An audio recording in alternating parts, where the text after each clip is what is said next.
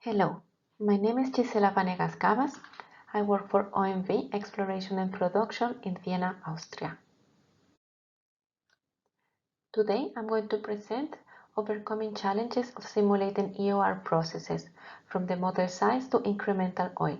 This is a combined work with David Buch, Thorsten Clemens, also from OMV. I'm going to start the presentation with an overview of our alkali polymer study on the 16th reservoir, which is an Austrian mature field. I'm going to follow with the research study on the optimum cell size for adequate incremental oil prediction, and I'm going to close with a reflection on the necessity for cloud computing and next generation simulators to overcome the modeling standards needed for EOR processes. 16th is one of the largest reservoirs in continental Europe. We have conducted significant amount of work on this project, and it started with the characterization of the ton number. We discovered that the 16th has a ton number of nearly 2, which is high, and this means that it can generate soap in situ when we inject an alkali. This soap represents that the interfacial tension is reduced, and we have confirmed with several lab experiments that the IFT reduction represents a great increase in the recovery. In the laboratory, we have conducted more than hundreds of phase experiments, up to 22 micromodel experiments, 18 core flows, including different formulations, dead oil and live oil, and we acquired recently real core material, so we are currently performing new experiments on alkali interaction and more core fluorines. We have optimized our formulation, and our cocktail includes 2000 ppm of HPAM and 7000 ppm of sodium carbonate.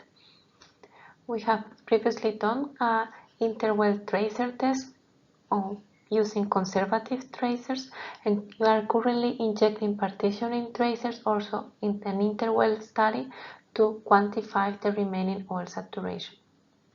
We have also done extensive simulation work, first on our core float experiments to characterize the alkali polymer, also on the potential pilot sectors where we performed stochastic modeling, and we obtained calibrated ensembles that have been used for the first predictions of our AP conceptual designs. You can find more on our work in different SPE papers. So this study was conducted on a cross-section. This was modeled between two 16th wells, and we used different cell sizes. We started with 30 centimeters by 6 centimeters, which we consider was our log resolution, and this resolution was fixed as our historical data. And we created models with 1 meter, 2 meters, 3 meters, 5 meters, and 10 meter cells that were also populated using our well logs for the sand distribution, the porosity, and the permeability. Using different seeds, changing the percentage of the core sands and changing the setting spirograms, we generated 100 geological realizations for each grid. As I mentioned before, the model was set up between two wells, one considered the injector and the other one considered the producer. On the very fine grid, we ran the simulator, and the production recorded was labeled as our history data. Then we upscaled to our 5 grid sizes, 1, 2, 3, 5, and 10 meters, and we also increased the layer thickness to 12 centimeters.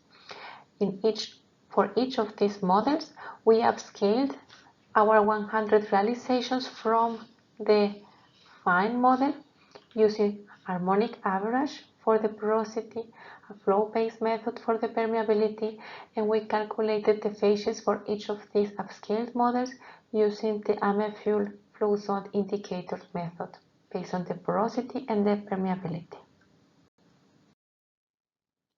For the simulation, we use a constant production rate of 1.4 cubic meters per day. The injector was set to replace the produced volume, so we are working under voidage conditions.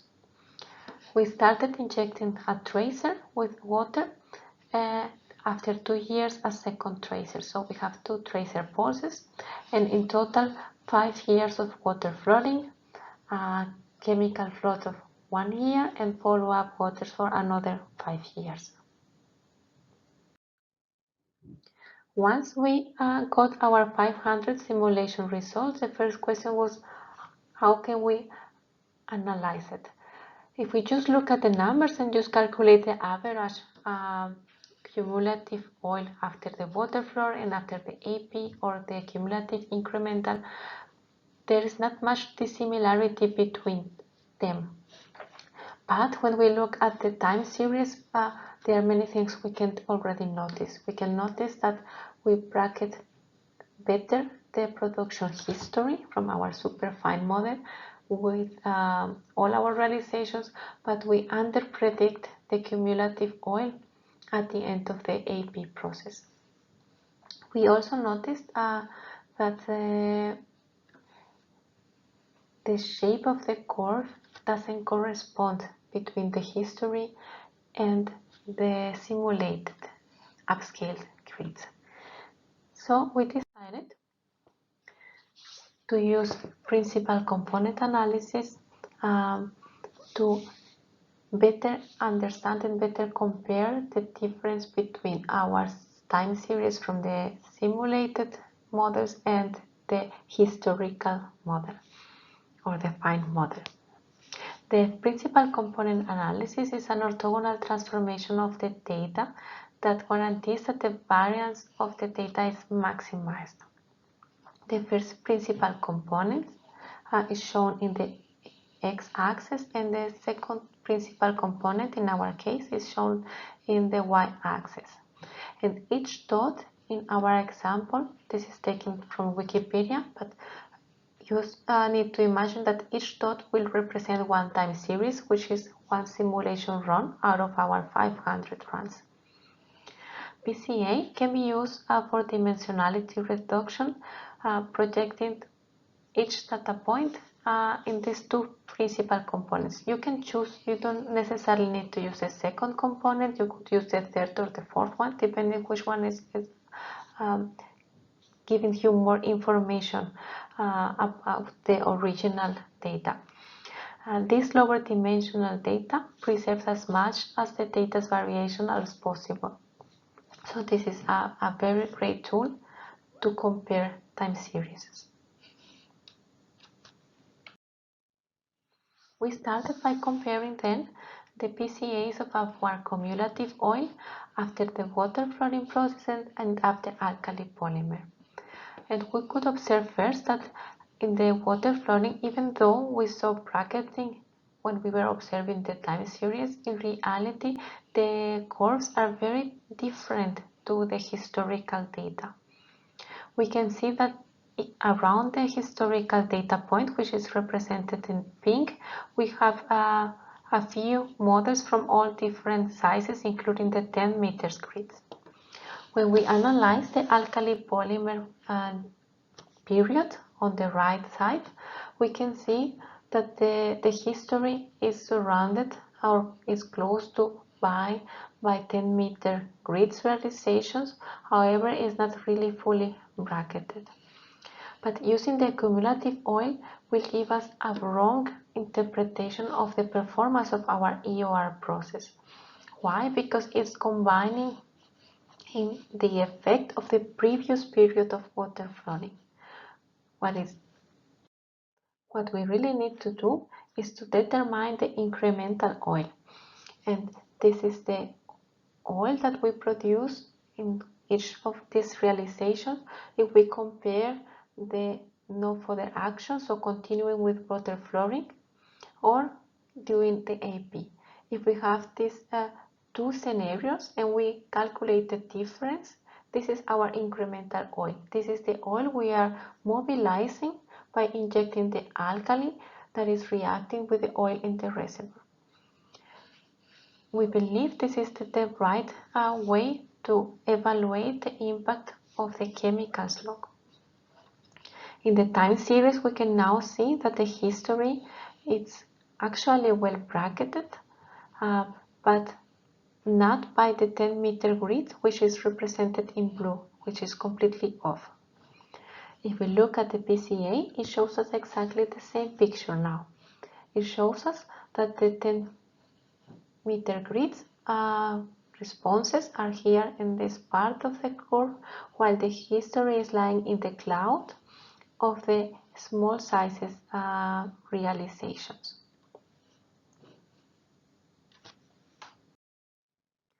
The conclusions of our studies are first, the PCA is an effective way of comparing time series and it improves the way we see data.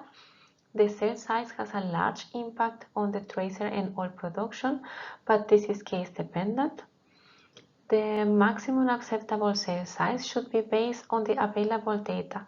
So it's not the same if we only have production history as having also tracer data, which is shown to be informative about the displacements and the behavior of the saturations in the reservoir. We need to adapt to what we can see. And finally, the most important one is that the most reliable way to forecast the performance of incremental oil is by looking at the incremental oil production, and this requires cell sizes of at least 5 meters in order to better predict what is happening in the reservoir. This is much smaller than the current ones used in the industry or in-house, which are in general between 10 and 20 meters. So how to overcome these simulation challenges? If we think that currently we are working on models that are 10 to 20 meter cell sizes, this means that we have in the order of 5 million active cells. If we go down to 5 meters only, which is the uppermost, we are talking about 20 million cell models. This is much more time consuming. And on top of this, we have to also adopt these new EOR technologies coming, like nano-particles, geothermal, geomechanics, carbon capture. It means that the complexity of the problem that we need to solve with the simulator is much, much higher. In the company, we are currently relying on cloud computing and next generation simulators to solve this problem. Last year, we performed over 25,000 simulation runs for our EOR projects, and we believe investing in this is the only way to overcome these changing challenges in the future. So I would like to close with this reflection. The most common objective for EOR studies is to generate incremental oil, and we simulate in order to predict this. All type of EOR processes increase the complexity of the conventional reservoir simulation because we are changing not only the physics by replacing oil with water, we are also changing the chemistry in the reservoir, and we need to cope with this. We need to adapt our models in order to capture the impact of such transformations. The way we see to solve this problem is a combination of state-of-the-art hardware and software. And to keep the pace, we need to continue investing in R&D and in infrastructure so we can guarantee that the innovations that we achieve in the lab can reach our simulation models and eventually our real reservoirs out in the field. And with that, I want to say thank you for your time, and we'll be glad to answer any questions.